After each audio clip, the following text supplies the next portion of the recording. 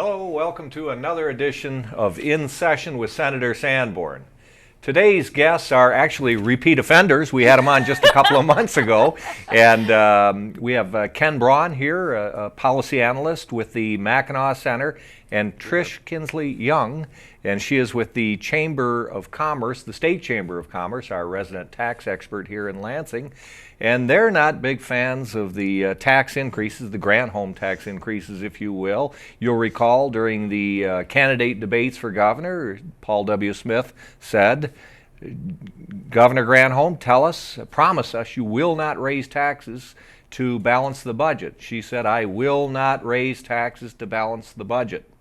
Well, here we are. We've got the Granholm tax increases on the books. What are your thoughts, Trish? MVP, service tax, where are you at? Sure. Well, that's a good reminder. Just the other day, we did hear that radio interview again where she promised no tax increases.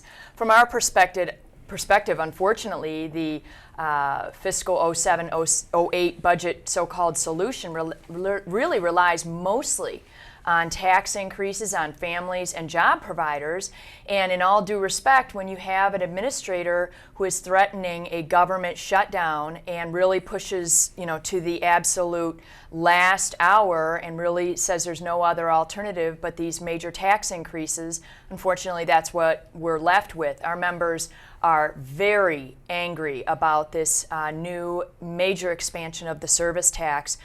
We have small job providers, small sole proprietors who are saying this is, $60,000 to $100,000 straight out of my family's income, all the way up to large major manufacturers in this state facing a $100 million tax increase under this new service tax. It's ill-conceived, and we're looking to repeal it. Our members are very angry about this.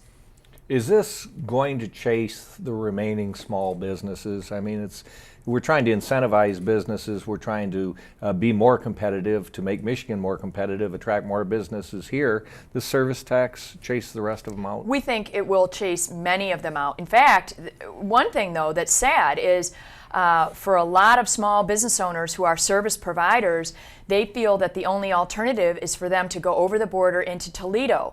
But what they don't understand about this most insidious tax is if they keep their customers in Michigan, that tax will still be due to the state of Michigan. Technically, this is a use tax. It's sort of the correlating part of the sales tax, which means that basically Michigan will get this tax no matter what, whether they're selling it from Ohio into Michigan. The only way they can get away from this tax is if they move their business, say, down to one of the southern states. And that's, of course, exactly what we don't want to happen. We want them to keep their business here. We are very concerned that this will drive many small businesses out. It's not just a service tax, though. What other tax increases did we get? An income tax on working families in Michigan. We certainly think at the Michigan Chamber of Commerce the real emphasis should be on spending reductions and real cost-saving reform measures. Michigan can no longer doing business as usual. And to say that the state budget is, quote, cut to the bone is just nonsense. Michigan's total revenues are up. Michigan's total state spending is up. And nobody should be, led to believe otherwise. Spending is not down in Michigan, and we have not cut to the bone. That's interesting that you should get to. That's a great segue for us to get to Ken Braun, because he's kind of the resident expert as far as spending cuts. In fact, while the legislature stumbles to come up with $440 million in cuts this fiscal year to balance the budget, after they've just raised taxes $1.35 billion. Ken, you have $1.35 billion in cuts this fiscal year alone. Tell us what some of them are. I know you're not a big fan of the people mover. I'm not a big fan of the people mover. Fortunately, most years the people mover doesn't get subsidized directly by the taxpayers of Michigan. It takes $8 to $10 million a year from the one of the poorest big cities in the country. Detroit takes it right out of their general fund. For what our cuts are here, the Amtrak subsidy is $7.2 million a year we give to keep Amtrak trains running in Michigan for the few people that use them.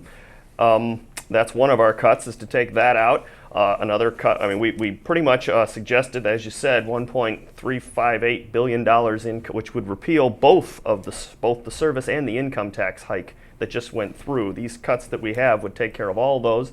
They run the gamut through every portion of state government, and include such things as we give $20 million a year for school districts that have declining enrollment, literally paying for kids that aren't there anymore. We cut the arts grants, $10.1 million out of the History, Arts, and Libraries budget, and reduce, as I said, the Amtrak grant, close some Secretary of State offices. As I said, you name a department, we've got a cut in here for you. And I should also point out that these aren't our first choice.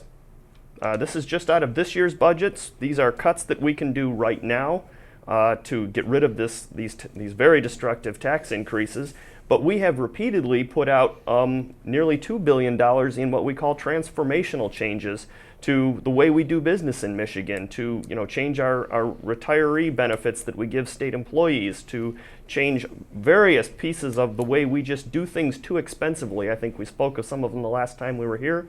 Those are our preference. Those things save money in the long term, and they save money every year in the long term. What we're talking about here is an emergency proposal to get rid of some very destructive tax increases on Michigan taxpayers that, as we heard, are going to drive small businesses and big businesses out. Ken, pet peeve of mine, the 21st Century Jobs Fund. You're in agreement with me. You say there's $75 million to save this year? Mm-hmm. Tell us about that. Well, as we know, the 21st Century Jobs Fund was passed, I'm remembering somewhere in the neighborhood of a couple $2 billion is what it was going to be spending. A good chunk of that was spent rather hastily not long after it was passed. There is still appropriations going to it, and we at the Mackinac Center do not empirically believe that there is any evidence that government can create jobs or can pick the industries that are best able to create jobs. What we should be doing is cutting a couple of $1 billion in taxes on all Michigan businesses and let the free market determine where the best jobs are going to come from in the future. So that is almost a no-loss cut to take it away from the 21st Century Jobs Fund. That's money we're flushing down a toilet, and that's not going to hurt anybody to take it away. You also highlight some welfare reform. Michigan continues, I believe, is the only state in the nation with lifetime welfare benefits. What proposals do you have for continued welfare reform? Well, that one of the transformational type changes that we've suggested, and actually the Senate has suggested, is to is to reduce the number of years that people can, put a lifetime limit on the number of years that welfare recipients can receive the benefit, at least the able-bodied ones. And most You're states, saying 4 years. Yeah, most states have a limit, and most states save significant amounts of money doing that. We continue to not be one of those states, and we don't pass a reform that would actually clamp down on that. And it's just one of those areas where Michigan is special, where we spend money we shouldn't be spending, money we don't have to spend, doing things more expensively than we should be doing them. You heard what I said earlier about the governor promising not to raise taxes before the election. How do you see that? These are the grand home tax increases?